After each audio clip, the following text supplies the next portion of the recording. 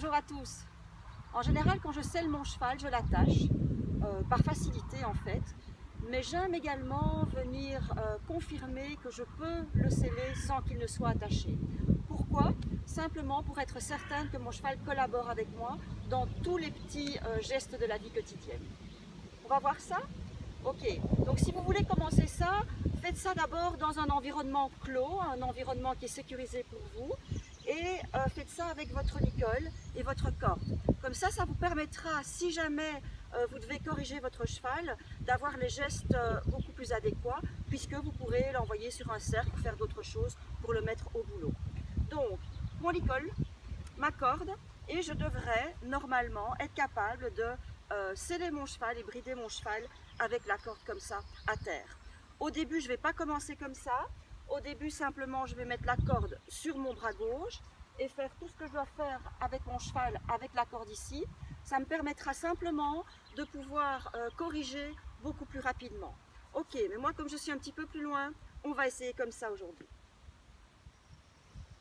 Donc vous avez vu là que mon cheval est allé sentir la selle, est allé sentir le tapis de selle. C'est quelque chose en fait qu'il a fait parce que c'est quelque chose que je lui ai appris à faire. Ok, on est parti.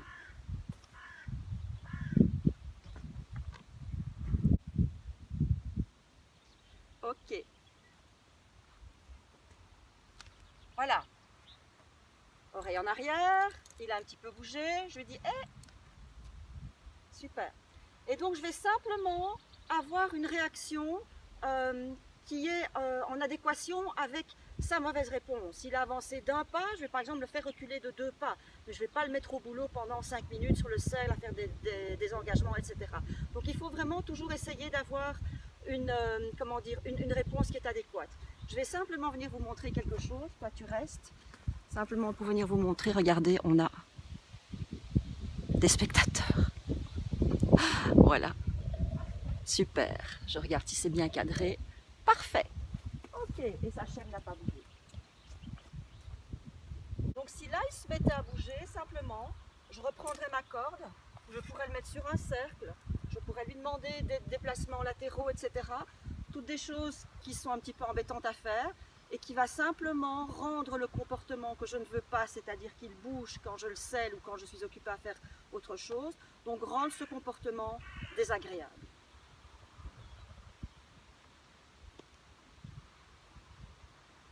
Un vrai cerveau gauche qui met tout en bouche. Et voilà, super.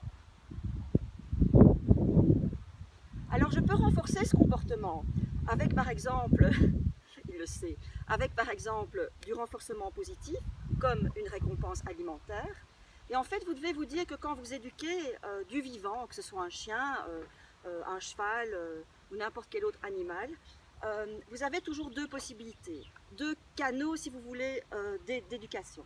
Le premier c'est le renforcement positif, donc faire en sorte que le comportement voulu occasionne quelque chose d'agréable. Alors ça peut être la caresse, lui il adore les caresses également, ça peut être la récompense alimentaire, mais pas quand toi tu demandes, voilà, donc quelque chose que le cheval aime.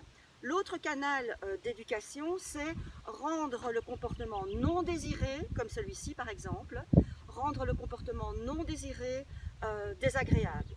Donc si le cheval bouge, je vais le faire bouger encore plus, mais je vais lui dire ok, tu veux bouger, tu vas bouger encore plus, et en plus tu vas bouger comme moi je te dis que tu dois bouger. Voilà, donc ici j'ai un cheval qui collabore, c'est génial. Certains chevaux, avant d'arriver à ça, vous devriez peut-être simplement, ça c'est un comportement que je ne veux pas, simplement les connecter, ça non plus c'est quelque chose que je n'aime pas et que je ne veux pas. Donc je disais, certains chevaux, avant d'arriver à ça, vous devriez peut-être simplement les connecter, jouer avec vos sets de jeu, etc. pour avoir un cheval qui accepte en fait que vous le selliez sans être attaché. Donc de nouveau, si vous attachez votre cheval pour le seller, ce n'est pas un problème, c'est juste un problème si vous devez l'attacher pour le seller.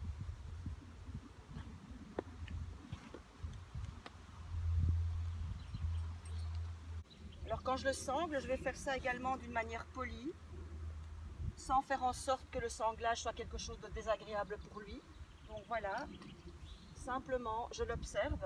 Il va me dire lui-même quand ça commence à être désagréable. Sachez, c'est le roi pour se gonfler quand je le sangle. Donc je fais ça tout doucement, voilà. Et je le ferai en 2 ou 3 fois. Merci mon chouchou.